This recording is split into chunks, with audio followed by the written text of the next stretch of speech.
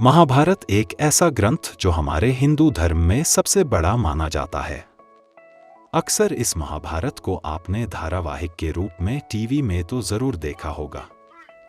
कुछ चीजें हैं जो मर्यादा हेतु टीवी सीरियलों में नहीं दिखाई जाती और कुछ चीजें ऐसी भी है जो महाभारत ग्रंथ में तो नहीं है पर सीरियल की टीआरपी बढ़ाने के लिए दिखाई जाती है। महाभारत में कुछ कॉन्ट्रडिक्शन प्रसंग भी है। ऐसे ही एक प्रसंग पर हम आज बात करने वाले हैं जो आज तक आपने न कभी सुना होगा और न कभी देखा होगा। हम बात करने वाले हैं द्रौपदी वस्त्रहरण के बारे में। कुछ शोधकर्ता द्रौपदी वस्त्रहरण को लेटर एडिशन यानी बाद का जुड़ाव मानते हैं, जबकि कई शोधकर्ता इसे सत्य घटना मानते हैं। तो सत्य क्या है, इसे हम आज पूरे प्रमाणों सहित जानेंगे।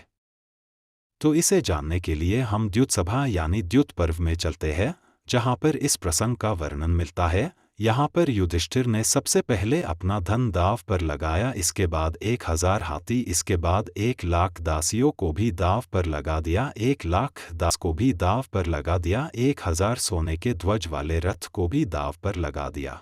आखिर में युधिष्ठिर ने अपने भाइयों को भी दाव पर लगा दिया। एक एक करके सारी चीजें युधिष्ठिर हारते चले गए। इसके बाद युधिष्ठिर ने खुद को भी दाव पर लगाया और खुद को भी युधिष्ठिर हार गए। इसके बाद शकुनी ने युधिष्ठिर से द्रौपदी को दाव पर लगाने की बात कही। इसके बाद बिना सोचे अपनी पत्नी को भी दाव पर लगा दिया और वो उसे भी हार गए। इसके बाद का प्रसंग आप सब जानते हैं। दुर्योधन के कहने पर दुशासन द्रौपदी को उस अवस्था में घसीटते हुए ले आया जब वो रजस्वला थी। इसके बाद का वर्णन गीता प्रेस में मिलता है कि द्रौपदी का वस्त्रहरण हुआ था और भगवान श्री कृष्ण ने द्रौपदी की रक्षा की थी। पर इसके बाद का वन पर्व में हमें विरोधाभास देखने को मिलता है।